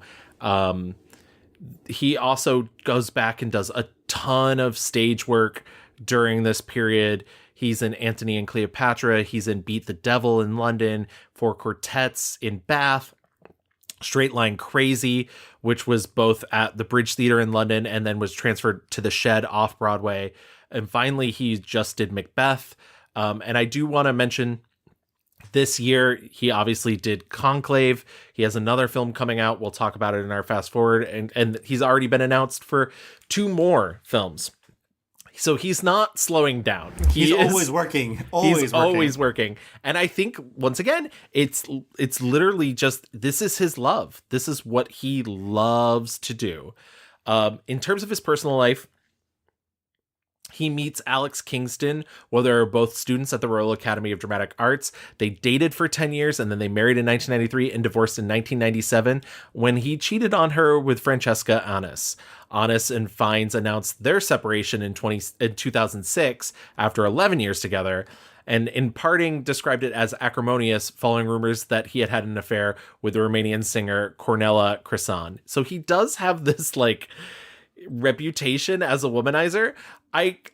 Part of me kind of understands a little bit about why he is so defensive about when people, because the British culture of tabloids is so much worse than Americans, even though I think Americans have a tendency to fall in love with personalities, not so much with talent. But I feel like the British people always want to really dig in deeper with they created sort of the tabloid culture being super invasive and whatnot. In 2007, he was embroiled in scandal after having sex with a Qantas flight attendant on a flight from Darwin to Mumbai. He first denied it, but when it was proven that they had sex in the plane's lavatory, the flight attendant was terminated from Qantas. That sucks. That's I can't even, why are people having sex in planes? Don't have sex in planes. Also, those lavatories are so small. I know how. They're so fucking Literally small. How. He was granted Serbian citizenship by the Serbian Prime Minister in 2017. Congrats. And then in terms of political views, he's worked with UNICEF UK as an ambassador and has undertaken work in India, Uganda, and Romania. He's also a member of the Canadian charity Artists Against Racism. He was very much an outspoken against Brexit person. And he stated, "I'm strongly a Remainer. I think that our connection with Europe, faulty as it may be in its current state, it seems to me that the point of the EU was to take down barriers of interactive trade, culture, talk dynamic between cultures and nations." So yeah, so he is I think he's clearly a heart in his right place kind of liberal. I just think that there's some things that, and once again, I'm going to touch upon this in my 1-star review. I think there's just some things that he's maybe a little disconnected from. But yeah, I mean, that's fair, right? I mean, he has been rich and famous for a very long time. Exactly. Exactly that. And I think he's the kind of rich and famous, I don't know, maybe there is something out there about his life, but as far as we know, he kind of didn't struggle that much to become rich and famous. And of course, he had the talent to back it up. So, and he worked, there was no Nepo baby stuff going on. But, he followed the path. His talent took him there. And so that's great. But, yeah, I'm sure he's a good guy. But I think when you are flying that close to the sun, it sometimes can be hard to see the rest of us. Yeah, I think that's absolutely true. Why don't we fly a little close to the sun, and why don't we start with our 1-star reviews just to get them out of the way, let them burn off our wings, and we'll do our 5-star reviews as we're plummeting back to the earth. Okay? Okay.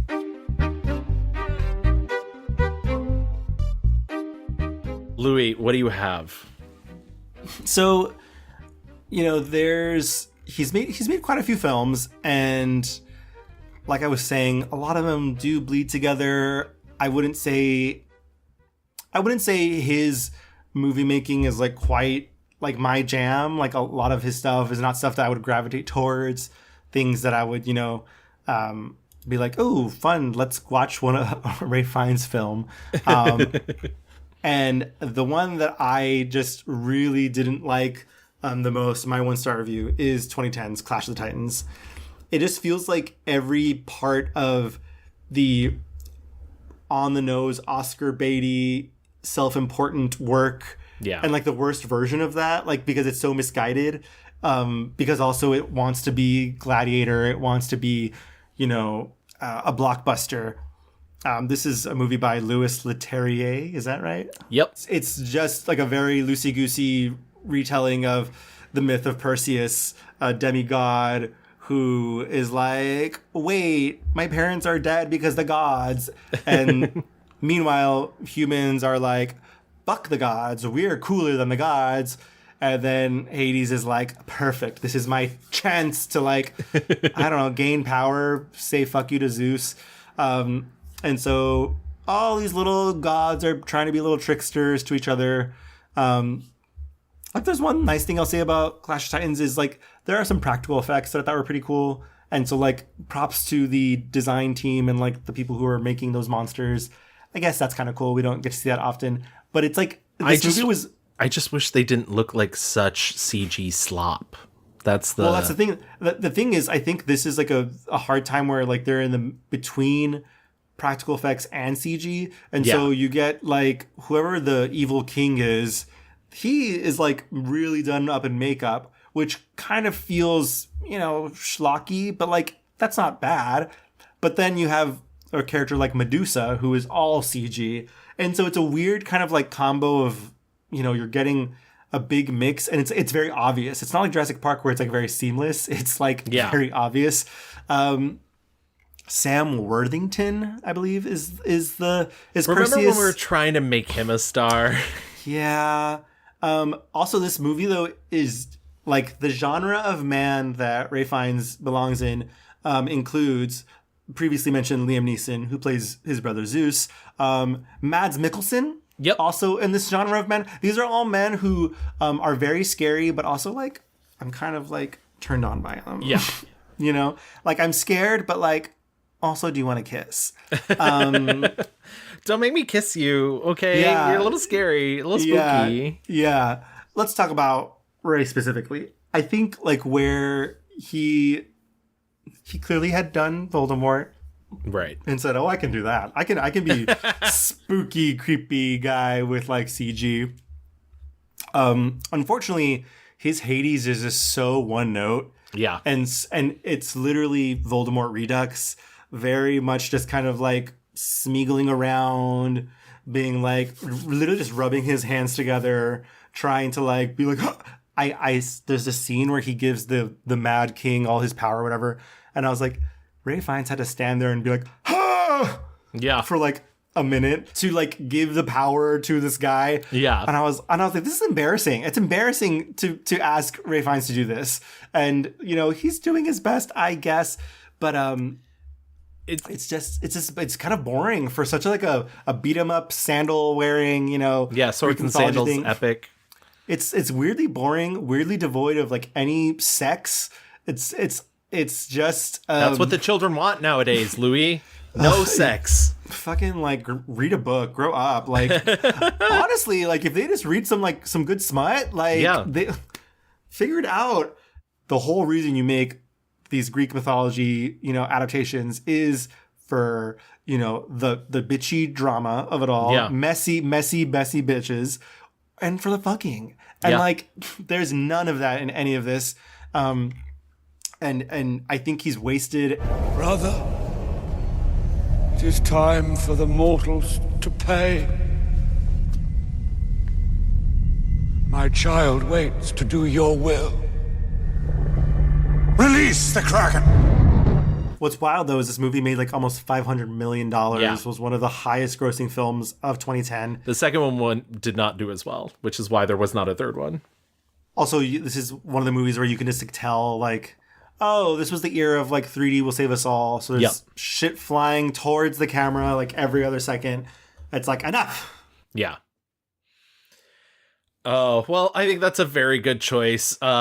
Once again, if I'd rewatched that, I would maybe have chosen that as well. But I think the thing that I'm going to go with for my 1-star review is 2006's Land of the Blind. I purposely did not talk about this that much in our rewind because I wanted to give it its not due here. Land of the Blind is a dark political satire, and it stars Ray Fiennes, Donald Sutherland, Tom Hollander, Lara Flynn Boyle, and it's essentially like a modern day. I saw this. Yeah, fascist. Like Tom Hollander and Lara Flynn Boyle are the heads of this country, and Tom Hollander's a real idiot, and they're like into kinky sex, and he's a terrible dictator who doesn't even care about his country. All he cares about is making action movies. Donald Sutherland is a political prisoner. He's a writer who Tom Hollander thinks if he lets him out of prison, it'll go good for him. And Ray Fiennes plays his prison guard, who Donald Sutherland eventually convinces that Tom Hollander is like a dumb idiot and is terrible for the country. And so Ray Fiennes lets Donald Sutherland and his friends in to murder Tom Hollander and Lara Flynn Boyle. And what happens? Donald Sutherland becomes this horrible dictator who's even worse. And this movie is, the reason it's so bad is because it can't figure out what it's trying to say about a totalitarian regime, which is wild to me because literally you should just be like, it's really bad and it could go really bad. The problem is it's decided to not just focus on one style of a dictatorship. It's decided to use every historical concept that it can think of from the vast majority of history to try and create this like fictional dictator. You get stuff from Jean-Paul Marat from the French Revolution, Kim Jong-il, Joseph Stalin, Mussolini, Pinochet. Like, it's just too much, too many ideas. There's bits from Julius Caesar in it. There's bits from Idi Amin in it, U.S. POWs, Vietnam protests, the Weatherman Underground. It's all these like half-hearted ideals cobbled together, and it makes a horrible movie that doesn't seem to have a point in the end. And specifically when I'm talking about Ray Fiennes, as I said, he's this naive prison guard who then under Donald Sutherland, when he realized he's elevated to a much higher position under Donald Sutherland initially. And then when he realizes that he's much worse than Tom Hollander was, he is placed in a political prison and it's spent years being tortured. And then eventually you see him maybe under a house arrest where he's writing his memoirs in hopes that he can get around whatever new regime comes in, because also eventually Donald Sutherland is overthrown. And it's this idea that like these dictators can't hold power and there will always be somebody that opposes them, but arguably it'll always be somebody much worse. And he seems so lost in this movie. Like it because I think part of it is that he would have to be so dumb in order, like he doesn't feel like a person. And so he's just kind of like bumbling through being a prison guard and bumbling through being in this cabinet and then bumbling through being tortured. And there's just nothing to grab onto, much like there isn't any one thing to grab onto in the movie. And so that's sort of what I was talking about with The Menu. I think when actors do these kind of political satires that actually don't have much to say, none of it comes down on them in a negative way. Like they usually end up fine. It's just the people who made the movie that's kind of like, ugh, like what was the point of this? And so I think every 5 or 6 years he takes one of these projects that he thinks like, hey, this is brilliant and has something to say, and he just doesn't recognize that it doesn't really. It's like too many things, too scattershot, and it doesn't work. And specifically in this one, he's given nothing to do. Like this literally, he shouldn't have taken this role. It's so bad. This movie is awful. Is this what you were thinking about, like in regards to The Menu? Yes, absolutely. That's the idea that I had with the menu too, is like, I understand why you would take that. And maybe, maybe there were earlier versions of the script that they got and they signed on and then it becomes another thing. But I just truly think that sometimes you read something and you think, God, this is the most powerful thing ever. And then it gets committed to screen and it is not. Trash. Yeah. It doesn't seem like something the revolution would embrace, what with the vegetarian laws and the book burnings. But you didn't bring me here to talk to me about word processors. No, I didn't bring you here to talk to you about word processors. You refused to sign the loyalty oath. It's an insult. It's a piece of paper. Exactly. And your debt, Joe. What you did for the Republic. You're a hero of the revolution. What did you say once? Show me a hero and I'll show you a tragedy. So cynical. Was there anything else that you saw that you didn't particularly like? Of his like Oscar-y things, I really thought The End of the Affair was just like the most gloopy, kind of like just so like I don't even know what I'm trying to say. It's just like gloopy. It's just gloopy. For me, The King's Man, I just really hated The King's Man. I really didn't like The Chum Scrubber, which both we talked about. And then Holmes and Watson, which I made like a reference earlier to that we're not going to talk about it. I will say this. It looks like it didn't even finish edit and then came out. Like there are inconsistencies in that movie that I was just like, did nobody watch this before? Like, this is a movie that actually came out. And to my knowledge, I can't remember which film company made it, but they tried to sell it to Netflix and Netflix didn't even want it. Wow. So and that's like Will Ferrell. Yeah, it's so bad. It's so bad, Louis. And then also, we talked a lot of shit about the menu. I know a lot of people do like it. I would ask why. Why do you like the menu? Yeah. Like, honestly, I'm happy to engage in the discourse. Do you like it because, you too have disdain for fine dining? Or, what is that about? Because I think even though he's good in it, and there are some smart ideas in there, that movie, it shoots like a very strong arrow and then like finds a wildly wrong target. It's just I know you keep talking about just the dining industry, but I think it's like aimed at so many different targets that it just doesn't know which one. Like, if the Finance Bros stuff was stronger, if the sex work stuff were stronger, those are funny ideas, but they're not strong enough for one thing. And like the movie's not that interested in them either. So yeah. Or a takedown of like criticism. I think that could be good and funny. Yeah, the Janet McTeer stuff. I even forgot that she was in the movie. The broken sauce thing. Like, just. Ugh. All right, let's get out of this negative zone. Why don't we get into our 5-star reviews and talk about the films that we did like? All right, Louis, you're up. There's a lot to love here. And a lot of like different stuff to love. I think so. There's a lot of like different genres and different spaces you could go. I think he's very good in Bruges. I think he's very good in Constant Gardener. There's a lot of good stuff here. I'm gonna pick something a little bit left for me, and I'm gonna go with 1994's Quiz Show. Oh wow! I just think he is such a delicious little slippery pseudo villain in this, and it kind of showcases what I think are a lot of what we like about him. He's using his charm and that magnetism, and then like kind of being like, oh, I can get away with using it for evil, like cool. And that's part of that is like that seduction that we get, why we like him in the Harry Potter movies, why I like him in Made in Manhattan, the charm offense that he's putting upon. It starts here. And I also just think like as a whole, I think the movie is just like really just so, number one, relevant.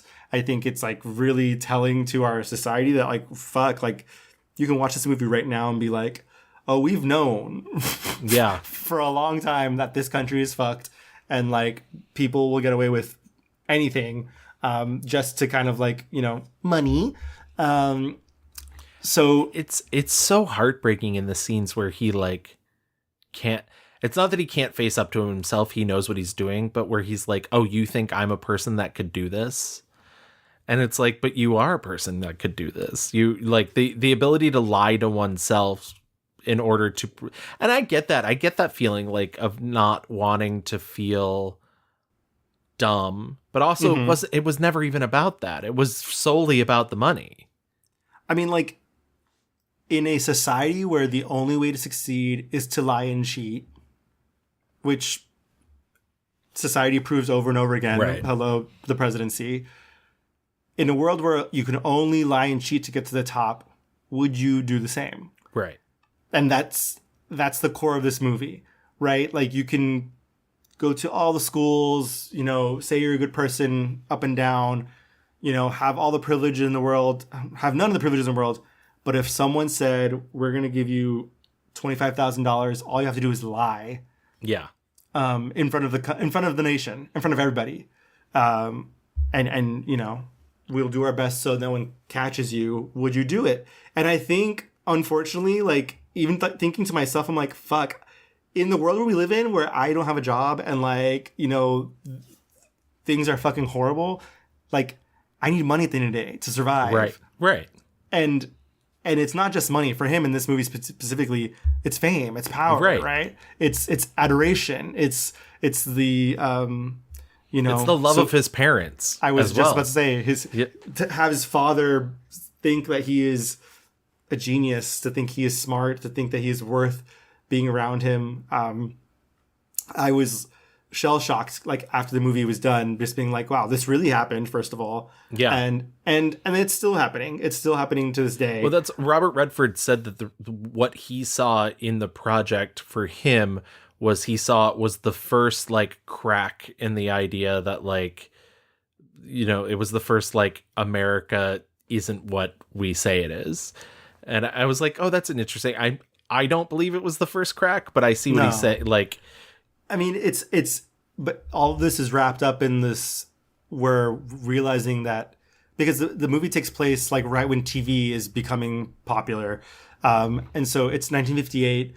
Quiz shows and like game shows are becoming really popular, and essentially it's just about fixing this game show called Quiz Show, or it's called 21. Yes, and it's all about like literally knowing random knowledge. There's no skill in this besides knowing fucking shit. You know? And there's no way to like prepare for this, be good at this. It's just like knowing random things. And producers kind of gaming the system, finding who is the appropriate person to win to make America feel good. If a Jewish person wins for too long, they make them lose. And by doing that, they give the contestant they want to win the questions and the answers beforehand. In the end, the producer takes the fall, and like NBC walks away scot-free, and he's like, I can't believe, this, no one's really gonna, pay for this. NBC is like, we never told those producers to do it. And the producers take all the blame, and NBC is, goes on. And I love that moment. He has a very climactic moment where he makes a very impassioned plea, and it starts going across the senators, and each one of them's kind of like, well, you're a stand-up man, and like, my God. And it's insane. It's insane. And finally, one of the senators has the guts to say, no, you're an adult. Mm-hmm. Take some fucking responsibility for the thing that you did. He doesn't say the exact words, they gave me the questions and answers. He says, there's been a deception that I've been involved with. I'm learning as a man. I'm growing, blah, blah, blah. Right. It's very beautiful. It's very moving. And because he comes from a wealthy family, and because he is who he is and the pedigree of who he is, everyone's like, oh my God, you guys, he's so good. Like, stop being mean to him. And one of them is like, I'm not going to fucking suck your dick because you're telling the truth. Right. Okay? All you are doing is admitting to exactly what you did, and I'm not going to be like, well, thank you for telling the truth. Like, that's what you were supposed to do. You're supposed to come here and tell the truth. It may sound trite to you, but I've found myself again after a number of years. I've been acting a role, maybe all my life, of thinking I've done more, accomplished more, produced more than I have. I've had all the breaks. I have stood on the shoulders of life, and I've never gotten down into the dirt to build, to erect a foundation of my own. I've flown too high on borrowed wings. And like it's honestly, I was like the Brett Kavanaugh of it all. Like, it's just so crazy. Like how everyone's just like, you know what? Yeah, he actually seems like a decent A-OK guy. This movie will rock your world. It's for such good. For such like a low stakes thing, like gaming, a fucking TV quiz show. Like, it speaks to so much in our culture. Politics is entertainment. Entertainment is politics. Right. Well, that's why I love, like, one of the last lines in the movie is one of the producers being questioned, and he's like, we're entertainers. We're in the entertainment business. Like, why does it matter if we're... And it's like, it all matters. It all, like... Yeah, and it's just like, it's all chum. It's all chum for this cycle of just like, political theater, entertainment, we're all shock and awed until the next thing comes along. And it's kind of just jarring and astounding. And I think him specifically, again, like, you think he's one thing, and then he turns out to be a lot slimier and gross. And I think Ray is very skilled at playing him. This man has lied so much to himself. He believes that he is above all this. He believes, I'm not a liar. I'm not a liar. I'm a good guy. And it's like, well, guess fucking what? Turns out good guys can be liars too. Yeah. So yeah, I like Quiz Show quite a bit. That's a very good choice. It's a great movie, and I highly recommend people see it. I'm gonna move, funny enough, just in the total opposite direction of character work. And I thought this might be going in, and then I rewatched it and I was like, oh yeah, truly. My 5-star review is 2015's A Bigger Splash. A Bigger Splash is this kind of sort of thriller. It's a psychological drama. It takes place on a small Italian island, Pantelleria, I think is the name, where a rock singer, Marianne Lane, who's very kind of like David Bowie, is staying with her documentary filmmaker lover, Paul de Schmidt, and that's Matthias Schoenhardt's. Marianne Lane is Tilda Swinton, and they're going to be visited by Harry Hawks, who is a former lover of hers. He's a friend of them both. He's an extroverted music producer, and he used to be Marianne's lover until he basically was like, you would be better with Paul, who is Matthias Schoenhardt's character. And on top of all of this, Marianne has had throat surgery, so she can't speak for almost the entire movie. And Matthias Schoenhardt's character, Paul, has recovered recently from a suicide attempt and is attempting to no longer be addicted to alcohol. And to top all of this off, Harry has brought his daughter, Penelope Penn Lanier, who is played by Dakota Johnson, who constantly reminds everybody she's 22. Wink. Okay. So what plays out from this is this like really kind of intense character study between these four people. As I mentioned, Harry Hawks, Ray Fiennes' character himself, is so loud and obnoxious and annoying, and he wants to be the light in the middle of every room, to the point where like there's times where it looks like he like they go to a karaoke bar and him and his daughter Dakota Johnson are like really snuggling up to each other and whatnot, and it's like, what is going on there? And like he clearly still has some feelings for Tilda Swinton, or is it just that he knows he can't have her anymore?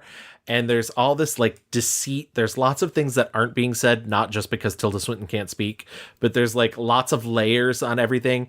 And I don't want to give too much away, but like it's clearly all building to like some incident that's going to happen that's going to like change everything for them. It's really fascinating, really fantastic. And like I said, specifically his character. So his character is this music producer. He's been in the business for years and years. He produced some Rolling Stones albums in the 1990s. It's this crazy kind of performance in a way that Ralph Fiennes never gets to do. It's almost like he's an exposed nerve throughout the entire movie that is constantly being flicked. He's constantly jumping from one thing to the next. He's always, he's loud. He's like constantly trying to make Tilda Swinton talk, even though she can't, like being really annoying about it.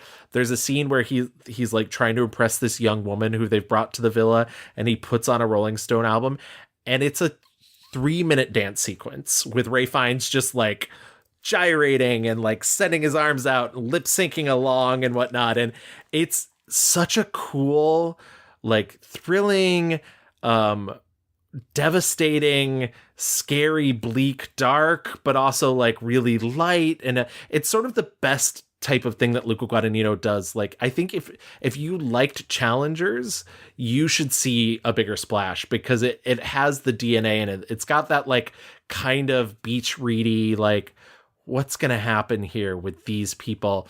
Tilda's really fucking great in this movie, especially not being able to talk the whole time. And there's so much like stuff played between her and Ralph Fiennes. And the moments, there's some moments that are just between him and her that are so good and so well acted, and she can't react. There's a scene where he says something so awful to her, and she just starts hitting him because she can't scream at him. Like the idea that like she would be yelling at him at this point. It's so good. I love this movie. It's so stylish, so fun. It's maybe my favorite Luca Guadagnino, though I do really love I Am Love as well. But yeah, I would check this out. You both look great together. He takes very good care of you. And I mean it, he does. And you look fantastic. You both look amazing. Wonderful, wonderful to see you. And you know, this invalid thing, it suits you. Yeah, I know it does, because the roles are reversed and Paul can nurse you for a change. Oh, come on, I didn't need it like that. What are some other things that we liked, Gavin? Oh my God. I mean, as you mentioned before, his career is littered with performances that are so good. I mean, like, I think it's like, do I want to see Schindler's List? No. But he is amazing in it. Yeah, obviously in Bruges, like he's so funny, and speaking of that, the Grand Budapest Hotel, like it's good when he gets the chance to like activate that area that other people don't really let him do. And part of it is just, he spent the first part of his career playing these assholes that but also, Wallace and Gromit. So fun. I would put in a plug for that as well. Strange Days, Strange Days, absolutely. Fun. And I think if you're gonna do the big epic, if you really want to do the big epic Ralph Fiennes, I really do like The English Patient. I know that it's since become kind of a divisive opinion, but like, I think it's a good movie, and I think he's particularly very good in it. Yes, but also I would say... No, you're supposed to say yes and, not yes but. I would say, though, like, if you're going to sit through one of his, like, long, heavy movies, I would go with Constant Gardener. What's fun about him is that, like, you can really choose your own adventure. Yeah. If you want the action, he's got it. If you want to watch animated, he's got it. He's done rom-coms. He's done, like, it's just, he gets to do it all. It's just kind of great. All right, I think that wraps up Ralph Fiennes. Before we get into our fast forward, why don't we do our mixed reviews review? My 1-star review is 2010's Clash of the Titans. And my 1-star review was 2006's Land of the Blind. My 5-star review is 1994's Quiz Show. And my 5-star review is 2015's A Bigger Splash.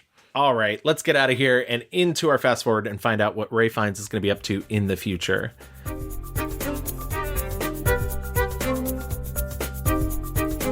So there's a bunch of projects that are already on the list. We both saw Conclave. Conclave, Queen. Conclave. Conclave. Let's have a conclave. I want to have a conclave. Lock the doors. Tight.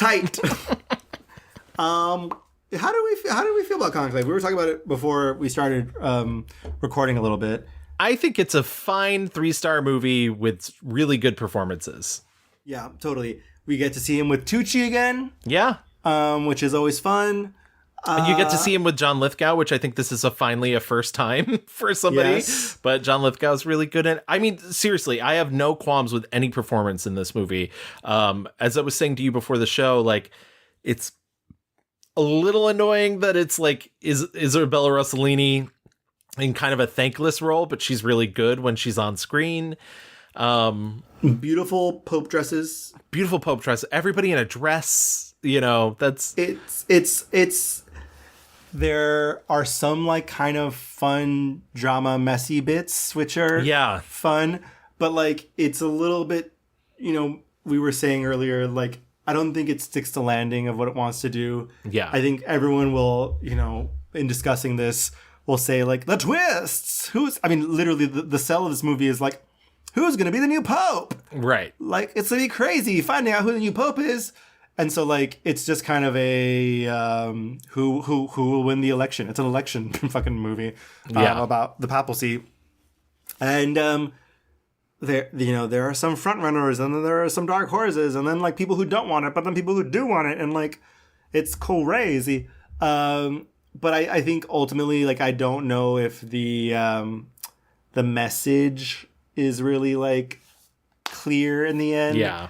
It's unfortunately, you know, the more I sit on it, like, even though it's not as egregious as The Menu, it does feel similarly like in the vein of like, we just didn't know what the target was on this. Right. Exactly. Like, in the end, I think we're trying to get to a place where like, actually, religion and Catholicism specifically are good, ?